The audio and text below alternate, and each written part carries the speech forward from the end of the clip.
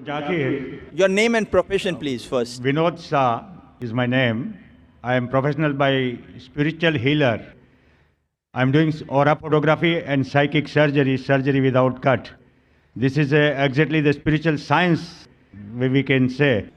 Medical science is a science of medicine, and the spiritual science is a science of human body. It is a body, mind, and soul, what we say as a ruh or a soul. It is science of a God power. Once the person develops the spiritual power by sadhana or whatever the prayer, spiritual prayer or whatever the namaz and whatever we are doing, and if you develop the spiritual ability to heal others, this is the difference between an ordinary human being and a superhuman being, what we say. And the science of this energy, invisible energy. Now there is a two type of things which exist in human being. One is visible physical body, and another is the soul body, ruh. So now science of the ruh, soul body, is 99%, and science of the body is 1%. Today what we are practicing is the medical science, is the science of medicine and not the science of human body. And purpose of any religion is to keep human body healthy throughout the life and achieve the final goal of the life. So understand this science of invisible power, God power. Sir, can we have your question without a background? So that just you can have your background in 2-3 sentences, then your question. Please, sir. If we follow the path of religion, any religion or Quran, we can keep ourselves healthy throughout the life if we don't get any disease in the body. Brother asked a question that he is a spiritual healer and he heals things without cut, without using a knife, and treats patients, etc. Talking about spirituality, healing of the body, healing of the soul. Basically, brother, as far as spiritual healing is concerned, there is something like true spiritual healing and something which is like a deceit. There's a world of difference in that. We do have many spiritual healing in public done by missionaries, and I've attended some of the programs, Christian missionaries. They get a person and they get him on the stage, and the person is lame and he starts walking. The person is blind, he starts seeing, and we find many. And I don't know whether you have seen, I've seen many documentaries which have tried to expose how they do it. How they do it. And in our Islamic Research Foundation, ours is a research organization on Islam and comparative religion. And we try and collect materials dealing with such things. There are many documentaries which show that how they do it. How they make a fool of the public. For example, they show a person that there's a person lame sitting in the audience. The healer goes and picks up the stick. In the name of Jesus, start running, and the person starts running. But the person who starts running is the person who was sitting on the right. The person who was lame was sitting on the left. So what we realize that all these are pre-planned. Either the pre-planned. What I tell them, that really if you are a spiritual healer, you come to the hospital, I'm a medical doctor. I tell them, come to my hospital, direct, ready-made. If you treat, the full family will convert. So if you are a spiritual healer, and if really it's the truth, we require hundreds of people like you. We don't want to have all these government hospitals, Nair Hospital, Sion Hospital, KM Hospital. We'll employ you. What we have to realize, that is it the truth or not? Yes, there are something like spiritual. Like for example, the Quran says that the verses of the Quran can be used for healing. But what you have to realize, in Islam, the person to heal is huwa shafi. It is he who heals. If anyone says, I heal, it is nonsense. It is Almighty God who heals, whether through a doctor, but doing this surgery without knife.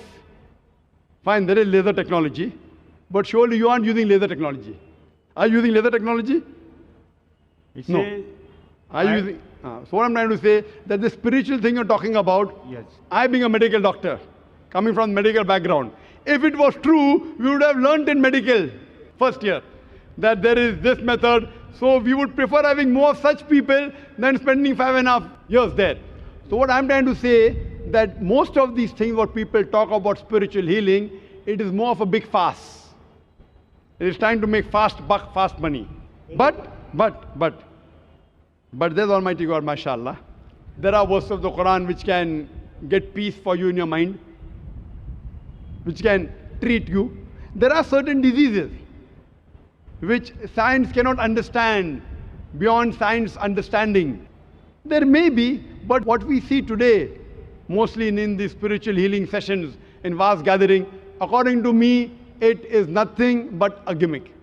And all these people who heal, I would like to invite you, brother. Let's tomorrow go to Sion Hospital together. Fine. And you heal the people. Better have you than have 50 doctors. Healing, generally what we say is a healing. Healing is not for the curing the disease what occurred in the body.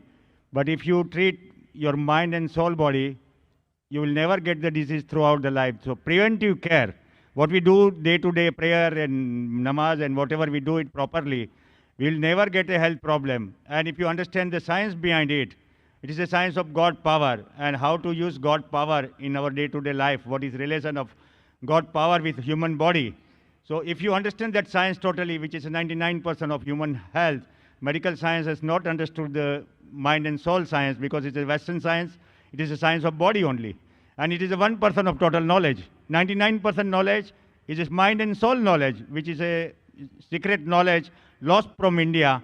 And today, what I am as a science student, I give up my religion, Jainism, to going to temple and other things for 20 years after learning this science. And when I came to know in 92 about the spiritual healing, about Reiki and pranic healing, which has came from the foreign, these foreign people are teaching our own science in India.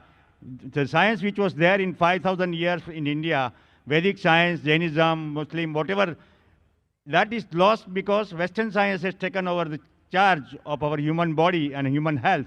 And this science was discovered to kill virus and bacteria only. I answer the question, brother. It is a chemical poison. Brother, this is a question answer time, not a speech time. So we have got your question. You are saying that if you know this spiritual healing, you will never get the disease of the body. I disagree with you. Yes, if you do practice, there may be on certain occasions where there are less chances that you may acquire diseases. But if you say that you will never get diseases, I disagree with you. I disagree with you. What you have to realize that I do know that there are certain, for example, you spoke about namaz. I can give a talk on the scientific benefits of salah. I can give a talk of 1 hour on the scientific benefits of salah. For example, the best part of salah is the sujood. Now when you do sujood, you put the highest part of your body, the forehead, on the lowest part of the ground. And when we do that, what we find that there is more supply of the blood going to the brain. That makes a healthy brain. There are less chances of having chilblains. That is the disease of the skin of the face. When you're doing sujood, there is drainage of the bronchial tree. So less chances of having bronchiectasis. Now when we breathe normally, 1/3 of the air in the lung remains. It's called as residual air. When you breathe in the sujood, the abdominal viscera, they press against the diaphragm. And the diaphragm, it exhales out the residual air. So you breathe in more fresh air. So because you breathe in more fresh air, there's less residual air, the chances your lung will be healthy is far superior. Less chances of having lung diseases. Furthermore, there's more increased venous return of the abdominal viscera. There's less chances of having piles. When you get up from the position of sajda, when you stand up, there is more stress on the calf muscles. And the calf muscles, according to medical science, they are known as peripheral heart. It pumps the blood to the lower part of the body. I can go on and on giving references. How does salah benefit?